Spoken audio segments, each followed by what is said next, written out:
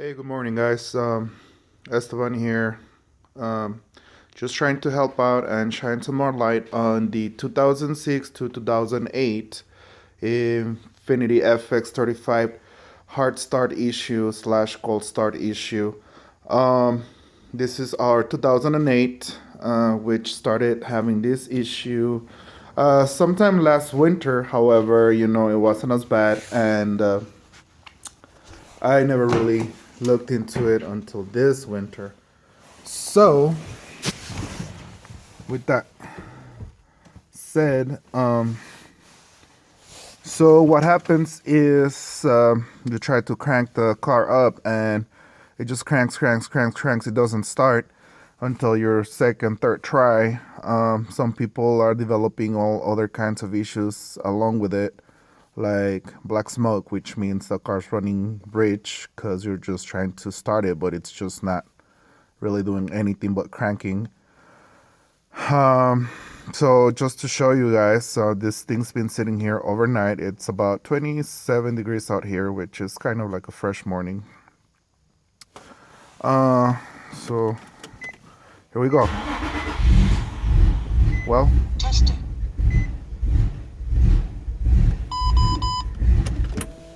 that's one issue. And this one should be just better. So it's done that before. However, sometimes I'll just be sitting here and crank, and nothing. What some people do and they tend to get away with for a little while is you do this. When some of these lights go away, because it means, the car's ready to start. You back up and then you start. So, however, that kind of stopped working for us this time around. And there's been mornings where we're just cranking, and it gets annoying. I mean, once you get it going, you'll have a perfectly running car that starts every single time on your first try for the rest of the day until it rests overnight. Now, some people have, done different things to troubleshoot, but, I am kind of mechanically inclined. I'm sorry. I've done a few things in there. So all we put is premium fuel in this thing. Premium fuel, I've just, done spark plugs, fuel pump works. I even cleaned the MAF sensor because sometimes that'll give you an issue, trying on a car that it's hard to, start. So I started looking up online and also on YouTube, thanks to the other, YouTubers uploading their videos with the same issue. It seems that it's only 0608 FX35s and I believe some 45s too. So it came down to being in the AC amplifier. I've been trying to look online and find what this does. However, I haven't been able to come up with anything. So this thing apparently controls, your AC, controls your blower fan, other stuff. However, I'm starting to believe there's also some circuitry on there that I guess has to do with some basic or very important starting signals. I don't know if there's circuitry in there involved that goes to some sensors up in the engine, because I know the symptoms are like, faulty crank, faulty camshaft positioning sensor. However, there's no check engine light regardless of what the car does. Even did you guys see how I had that funky first start? Like, there's no check engine. Even when you stay here and crank it 3-4 times and then it starts, there's no check engine light, there's no codes. So the solution that everybody is coming up with, and it's helping out. And also, I mean, just so you guys are aware, Nissan kind of is aware of this, but I mean, I don't know where it's gonna go for now. I mean, we just want a car that's running, especially in winter. You know, you don't want to be stuck anywhere. So this is our fix, guys, and I have two of them just to show you. So this is the AC. This is the AC.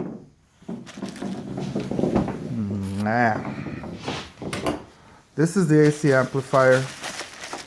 This is just an extra one that somebody was nice enough to let me borrow. This is the old part number. Let me see if it will. There it is. So 27760 white 70A. It's what's in there right now.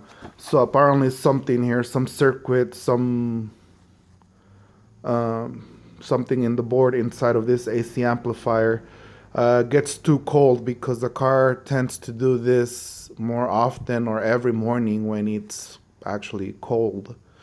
Summertime, maybe 1-2 times during, you know, spring all the way to through summer.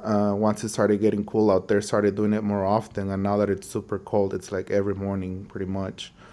So something in here, it's not working properly when it gets too cold, thus, you know, making the car struggle to start.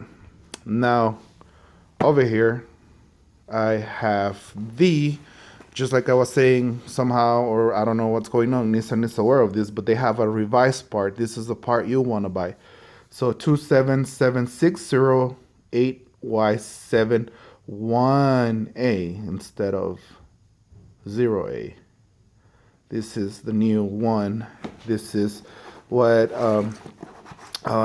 people on the forums, people on YouTube, other nice YouTubers that are being, you know, helping out, uploading their troubleshooting and their issues. And this is it right here.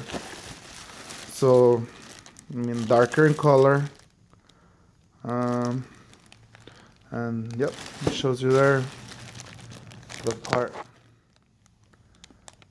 27760-8Y71A. So this is the new one.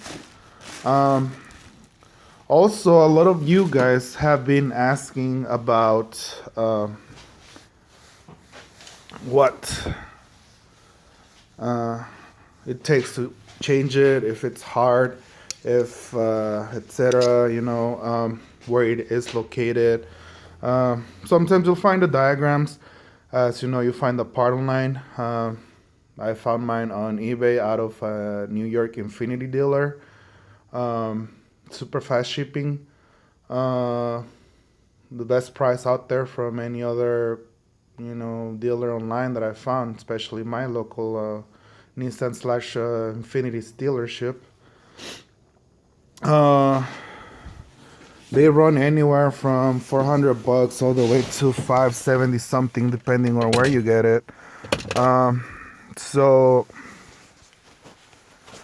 this AC amplifier lives here behind, you know, this center console thing.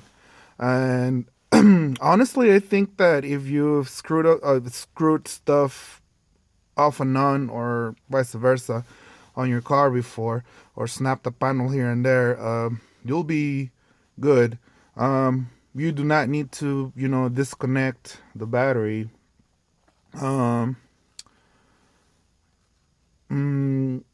So I'll just go ahead and show you guys, because I actually have to switch mine out now. So you're gonna need flat and a nice, you know, Phillips screw head, screwdrivers, and this thing here, your center console, just pretty much snaps on there. And you want to come on this, because, you know, you want to wedge it here, Let me see if I can turn on the light. I don't think I can.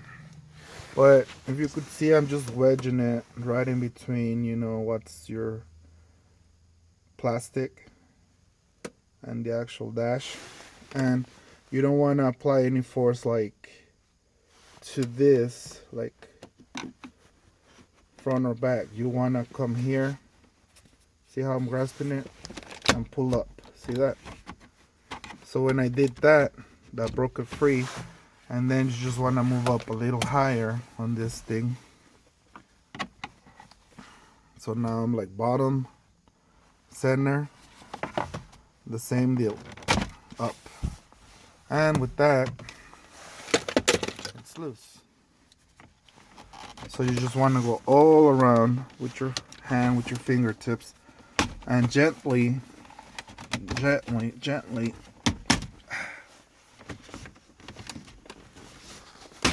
popping it up. There we go. So now that it's loose, you have two little wire connectors here. One looks like a ribbon, and it is a ribbon, but it doesn't go in like the ones inside a laptop or a cell phone or anything like that. It's actually got a plug at the end. This one here too. Let me see if I can take it with my gloves on. I'm wearing gloves because it's actually cold out here and I gotta take it off. So you just look for your little press tab. And there's that one's off. And this one, last time around when I tried the other AC amp, was kind of tricky. So you just could come from the top and you get your screwdriver, press it a little bit, and it's not budging, guys. Alright, hold on, I'm gonna have to set this thing down for a little bit. Maybe there.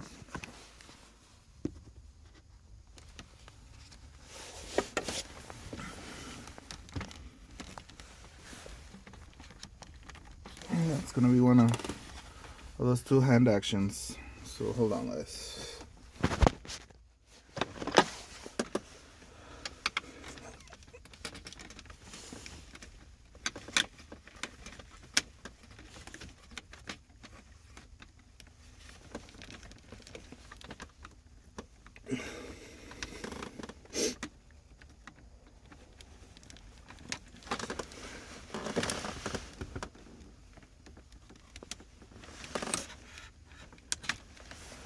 Alright, so it's off now, and sometimes the plastic's gonna give you a little bit of a hard time. Just remember that your little clip is down here. Just pull it out, press it, pull it out. Here's that bottom part of the center console.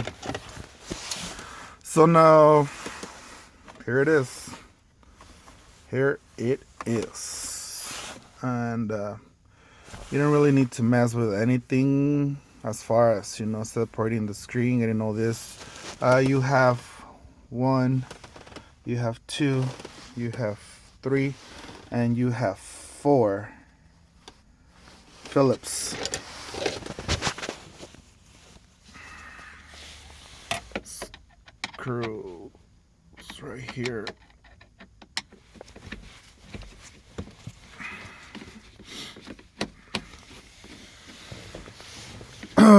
So we're gonna take them off.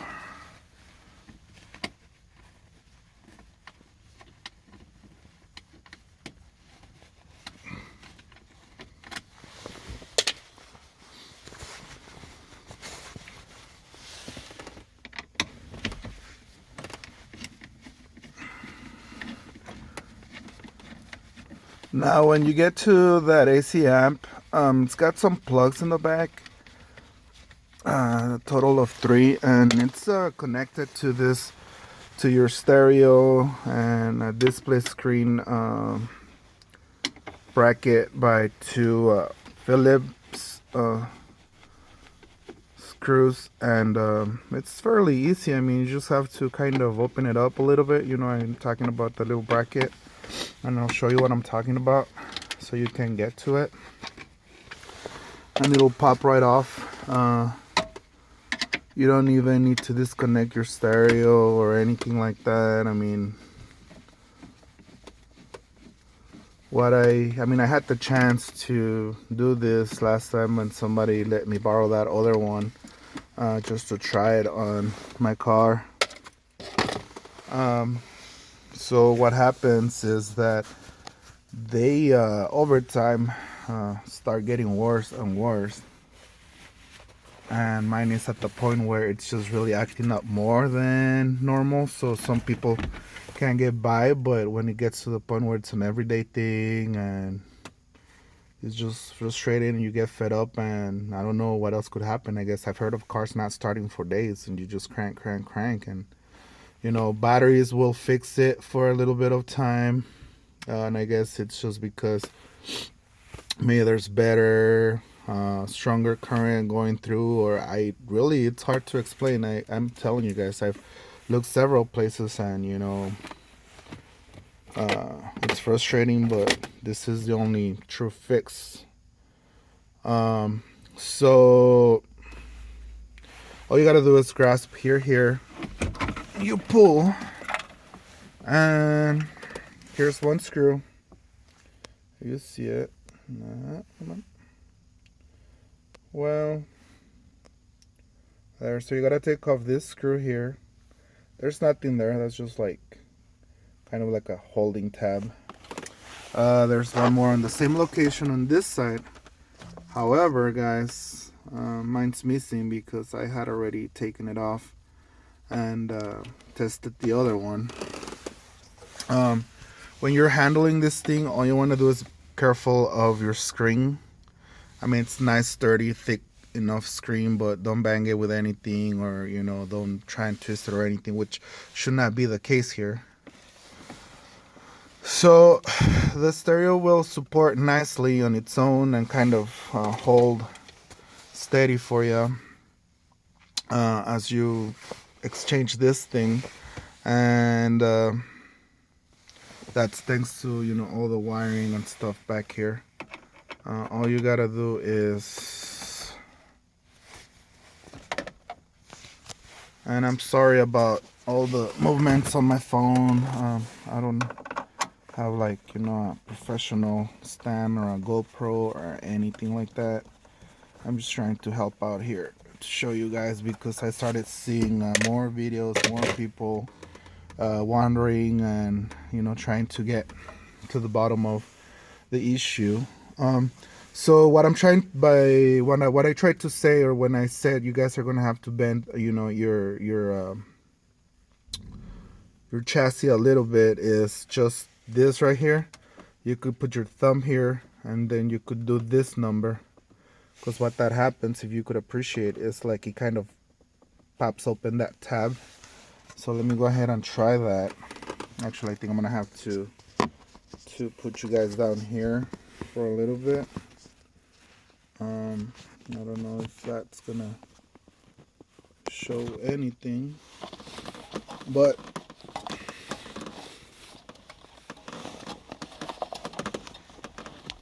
and then okay, so here it is.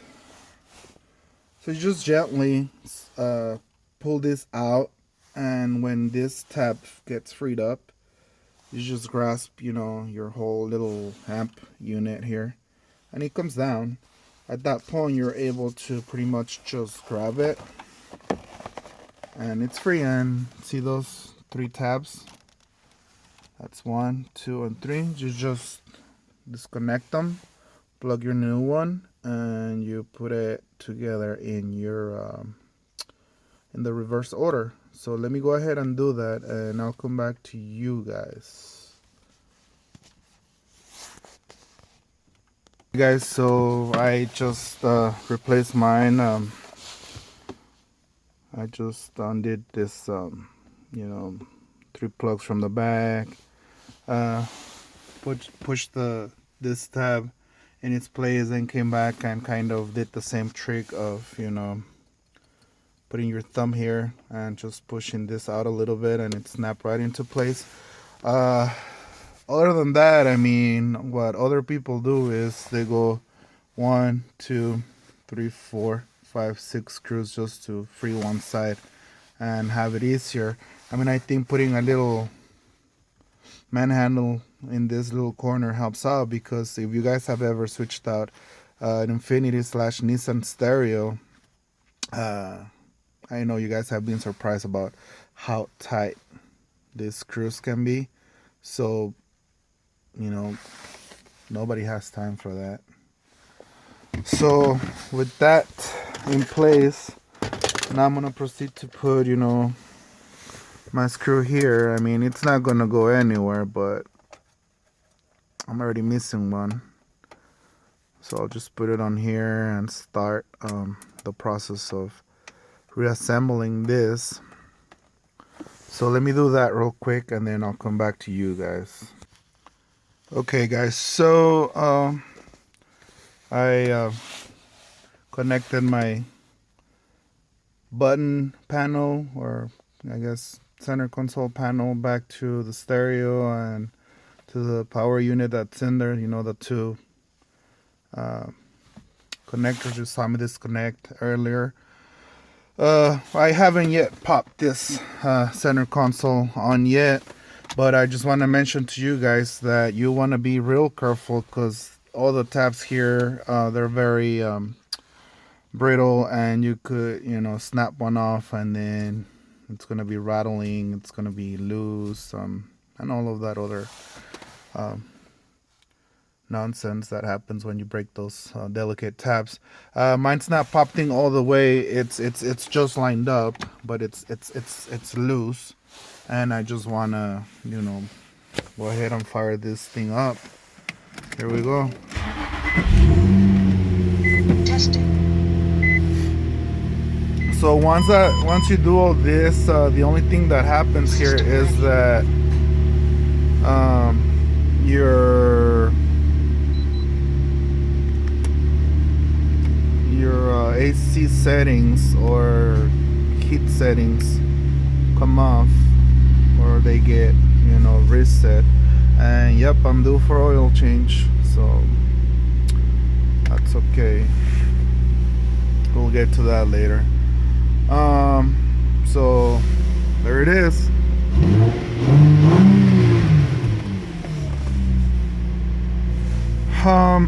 So just real quick before I let you guys go, let me pop this thing on so I have it all lined up. You could start anywhere. There, and it's all nice and snug and secure. Just before I let you guys know, just keep in mind it's apparently only 2006, 2008 FX35s possible, or some isolated cases on FX45s. It doesn't happen in earlier mileage. I mean, we have, what is it, 119,000, close to 120 on this one. It's an 08. I started doing it last winter, just a few mornings here and there, very hard starts. Then, summer, spring, when it was nice and warm, only did it like a couple mornings. It usually happens when you let it sit overtime or overnight mainly, and that's why some people say, oh, well, your fuel pump might not be holding pressure or pushing as it needs to, or it's leaking back into the tank, so you gotta pump some up. But that's not the case. I mean, you could hear the fuel pump, maybe you could even do a test pressure, but when you have a perfectly running car, and that's just happening, every morning when it's cold, and you start looking at what other people are doing to troubleshoot, to try and fix it. I mean, there's people that have even gone as far as changing the crank positioning sensor or camshaft positioning sensors, even though they never got a code. And, we all know that when that goes, it goes and it throws you a code, and your car might start running, a little weird. Of course, not start at all. So I don't know. I'm probably leaving some stuff out, but if you guys have any question, comments, go ahead and hit me up. I'll try to get back to those who do as soon as I can. Um, Not a professional mechanic, just like to wrench. Been doing it for a long time. I like to take care of my own business when I can. If not, hey, I understand. Sometimes you gotta pay the pros. But when I've seen a couple posts online that people say like, yeah, Infiniti will replace that. You buy it from them, maybe 450, 500 bucks for the part, and they want it. And actually, that person paid about, I think it was upwards of 350, 400 bucks for labor for what I showed you guys. I mean, sometimes that's just not fair at all. And when they're aware that something's happening with a faulty part, I mean, they made a what's the word I want to use? I'm having a mental block. Sorry. They have an improved part, which is that one I showed you guys. So this is mine. This is that 277608 Y708, which is the same one as that somebody else let me borrow, saying like mine wasn't doing it as much or it's okay. I just, replace it anyways.